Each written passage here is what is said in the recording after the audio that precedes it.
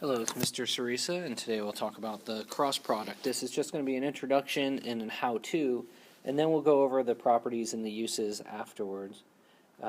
So here's first how to do it, and this may look confusing, so I'm going to show an easier way to do this. But the number one thing I want you to realize right off the bat is that the dot product and the cross product are different. And so the dot product, the result will be a number, right? And you've already done your dot products, so you're aware of this. But the result of a cross product will be a vector. So a vector cross a vector will result in a vector. As you can see here, v cross w will be this number I minus this number j plus this number k. And so that's one thing to look out for, is that first you subtract and then you add when you're working out the cross product. And so I'll show you this example, and we'll do it as a matrix, and that's the easiest, best way of doing that. So first I'm going to set up my matrix. The V cross W. Set up the matrix. The first row is going to be your I, J, K. So you're just copying that down. So now you have the horizontal, or actually 3 dimensions, the one towards you, the one side to side, and the one up. And then V will be the next vector, so 3, 5, -2. And then the last one will be the W, so -2, -2, and then 1. And so when you set this up, that the first vector has to be in front of the, has to be in the second row, and the second vector has to be in the last row. Otherwise, you're going to get the opposite of the answer that you actually want.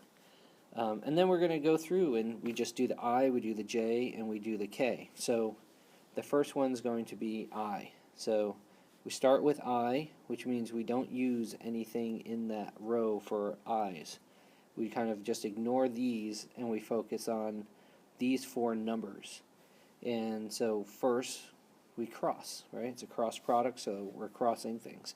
So we first do the 5 times the 1, and then minus.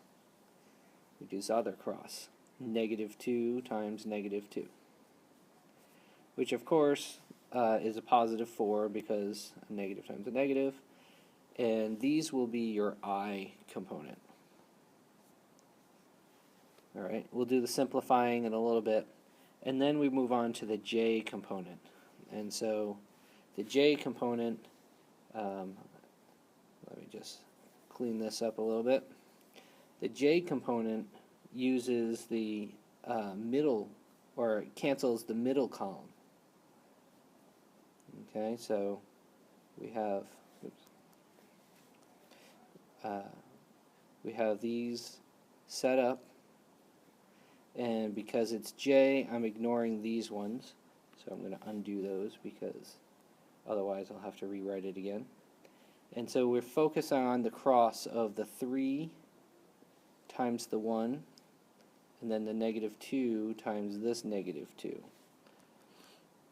Okay, so what I'm doing is 3 times 1 minus -2 times -2. And this is all being subtracted. So I'm subtracting the J component. And then finally I move on to the K component. And then so K is the number that we're paying attention to, so we ignore that column, and we do 3 times the -2. That's this one. And then minus 5 times the -2. And so that's this one.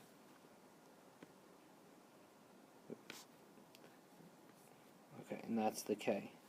So let's clean this up. So we have 5 minus 4, right? That became 4. So we just have one I. And then minus 3 minus, again, 4. So that'll be a -J, but we're subtracting a -1J. So that's really going to be a +J. And then finally, we're adding the third one, and that's a -6 minus a negative, so that'll be +10, which leaves you with 4K. And so your final vector is going to be I plus j plus 4k. Okay, and that's the cross product.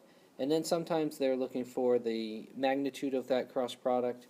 You would just take the magnitude of this. And so you do 1 squared plus 1 squared plus 4 squared, take the square root. But we're not going to do that right now. All right, thank you. I hope this helps.